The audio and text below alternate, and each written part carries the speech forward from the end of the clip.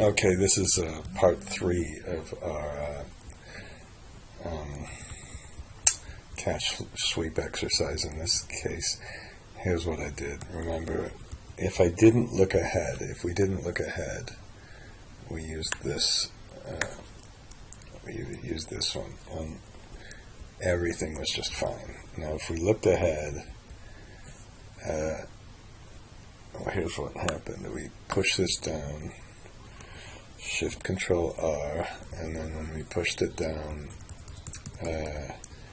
what happened is the interest in the next period. It was this interest expense that's causing the circular reference, and that's almost an expected circular reference. And that's why we didn't have a circular reference for the dividends. So we'll put what we're going to do is make a cash sweep with a function and correct this whole circular reference business. Okay, but unfortunately before that I have to go meet somebody to pay my taxes, so I'm going to pause this. Now it's very loud here, so I don't know how this is going to go work. Notice how oh God, I don't want to tell you where I am. I'm totally embarrassed.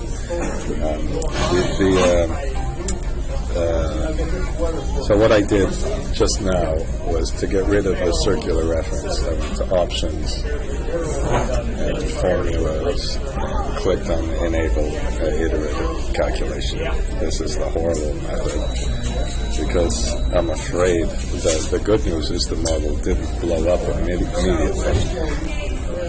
The other part of the good news is that when we did so now, I guess, let me see. Let's see if we can get it to go the other way. So, right now, we're always taking cash flow from the beginning.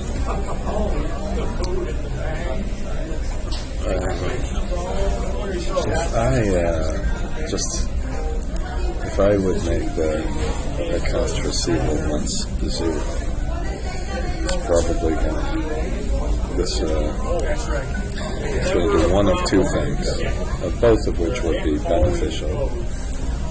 It's going to give a reference, and then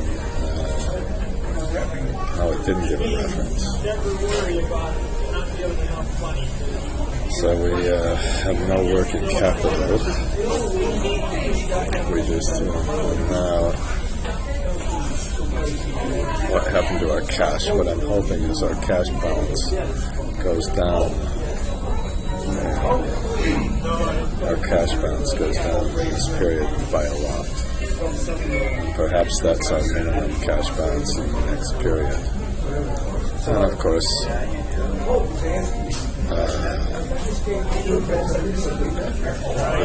if we look at this without the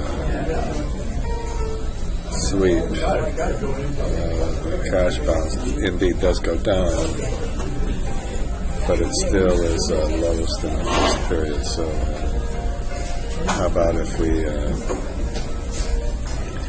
increase the interest rate to about 15%? Hopefully we don't have a negative cash flow. Yes, we have negative cash flow, so let's increase it to 10%.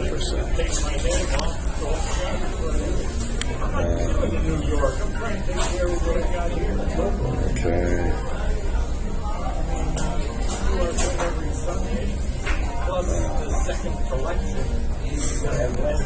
Well, how about we'll leave it negative, and we'll leave it as allowing cash balance without a sweep. What happened here is the equity was inserted to get this. Perhaps notice how the cash balance is going down, and without the sweep, the cash balance gets a bigger and bigger negative. So if we wanted to do this, why should I do this complicated crap? But you can see you could suppose have a situation where the cash flow over time, the cash balance was not necessarily just the minimum balance right at the beginning. Unfortunately, I'm not getting there. So let's just do this. So what we need to do, if we wanted to do this with a function instead of with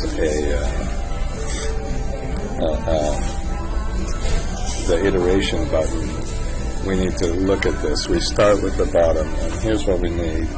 We need the target. We only really need this calculation. So we need the minimum of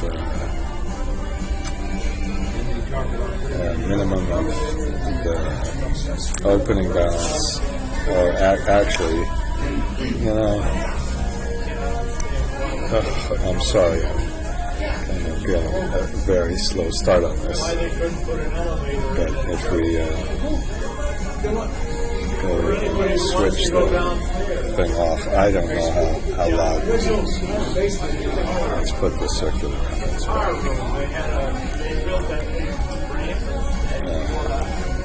Once we put the circular reference back, it's really this line. If we put 134 in this line, we could solve the circular reference. So let's see what's in this line. So we don't need this. We need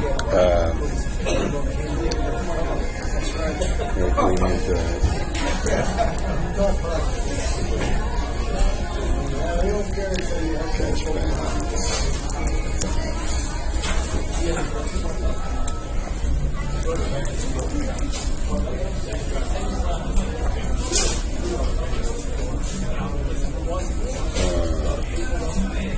What is this one? This one is just the target. Okay. This is the cash balance. This is the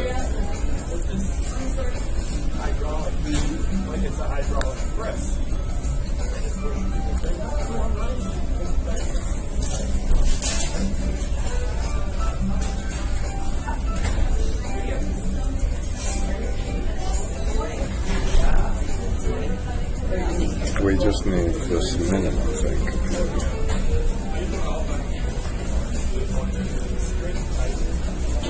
If we took it up, then we would get rid of this. Excuse me for being such an idiot.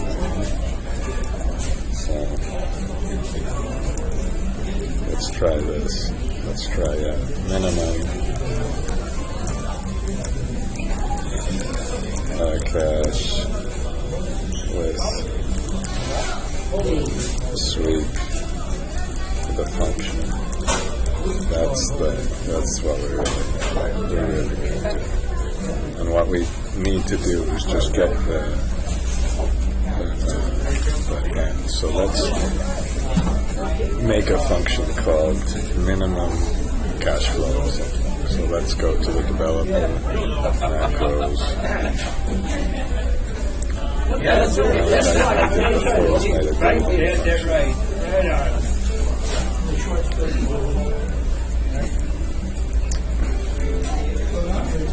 We don't need any of this stuff. Let's put the, let's call this the cash. And unfortunately, there's some loud people around here.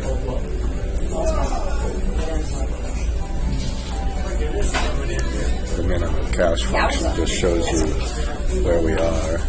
But I don't remember this way back in Good Friday. So let's put the minimum cash function. What we need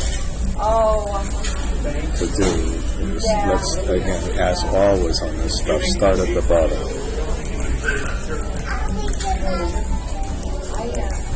I used to always think That's right. didn't it always feel like there was? I was you say that earlier, so they can always So raise we that. need a minimum cash balance. No, I'm. Of course, I didn't put it.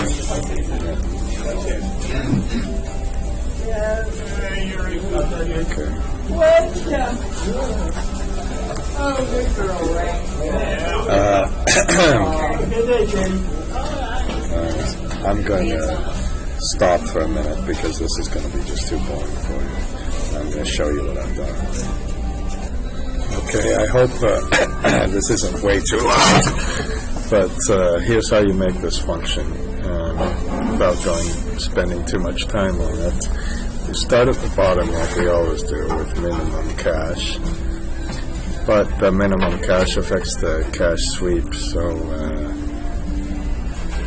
we have to compute the minimum of the sweep that we would do with the cash or the opening balance, and we also have to make sure it's not negative, so we need the sweep. Then we make an iteration function, just goes around 10 times, it probably could be less.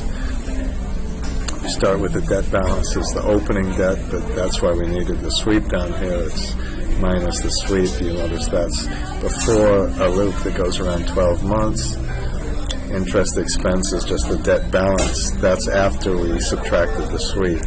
Now in the very first period, we still had a interest expense without the cash flow sweep, so it's the opening debt times this, and then the rest for the other one, then we take that prior cash balance, add the open the cash balance and subtract it, and that's how we get the minimum, and we need to read everything in. So that's the function. Now let's fix all this.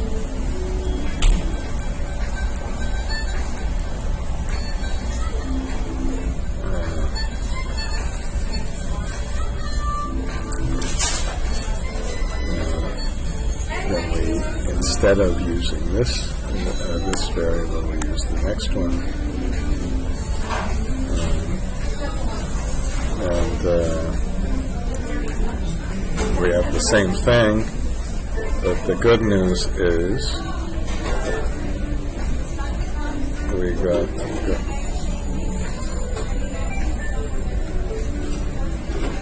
I'm going to press OK. Oh shit!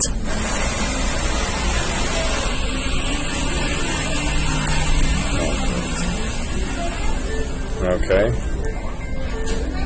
AD.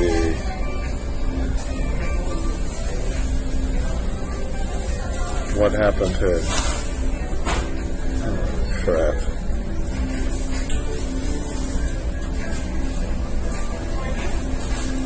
I thought I copied this.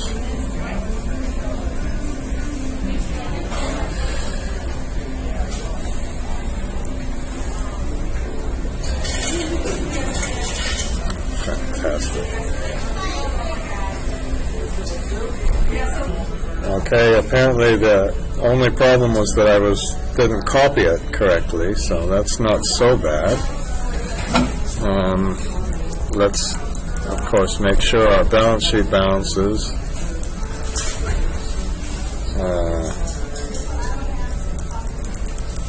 And then let's put a test in here. Let's just make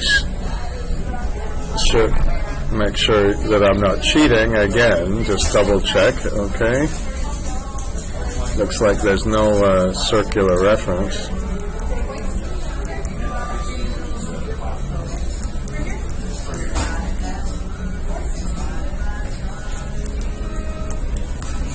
Okay.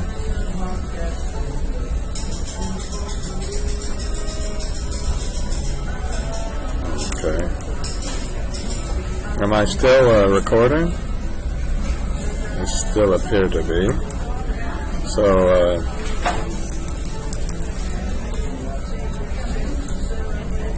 okay. And let's make a shift F11. And let's make a summary And perhaps we'll go to the alternate format sheet. Make it like this. Maybe we'll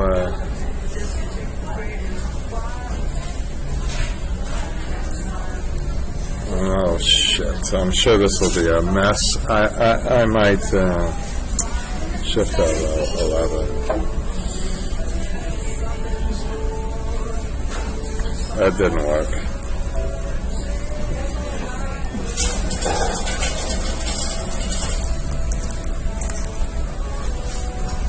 Okay.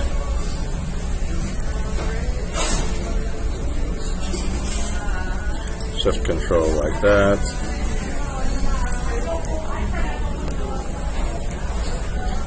So let's see how much cash flow we have, how much goes to interest, repayment,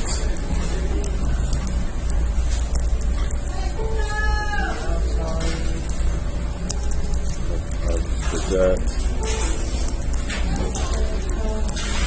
and how much goes to dividends. Okay, so let's get the cash flow that we sweep.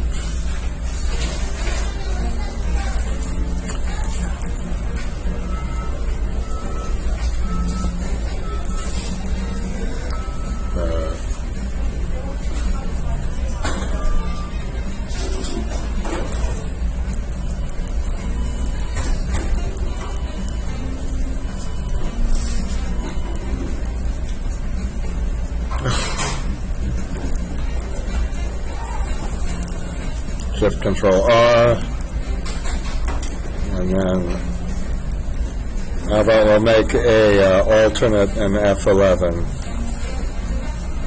alternate F1, sorry, and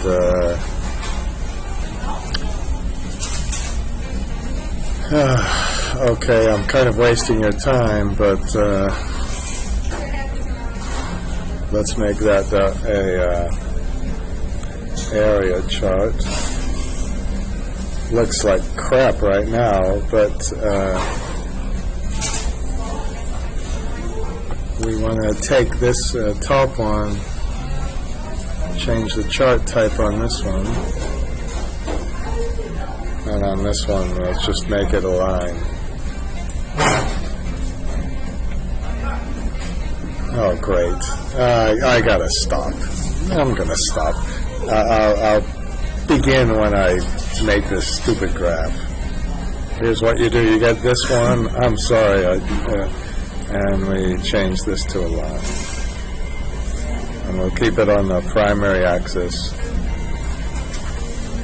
And this is an area, but this is a stacked area. And then we can kind of see out of the cash, how much is interest, how much is repayment of debt, and how is dividends. So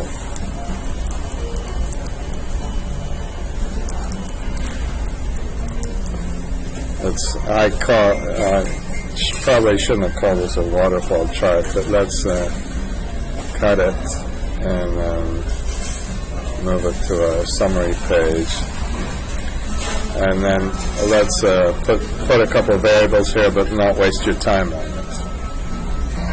Okay, let's finish this off. So what I did was just make some little, excuse me, make these little horrible waste of time things. You know, when you do this, what you can do is make these things, copy them, and just change this one, and just change it up here.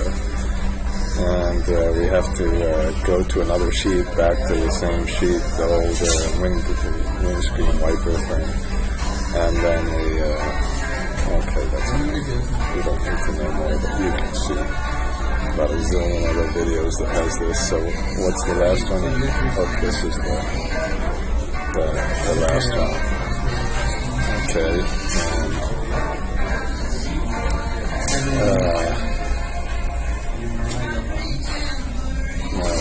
so if we change the revenue growth, we can see what happens to our cash balance and our minimum cash. If we increase the debt amount, then our cash goes way down. I don't know what's happening here. I hope everything's okay. You can see what happens to our cash balance and things if we, whatever. Looks kind of cool. I don't know. It looks like we had some negative cash flow there. So you can see what, sure, this means something, but that's the kind of thing you can do.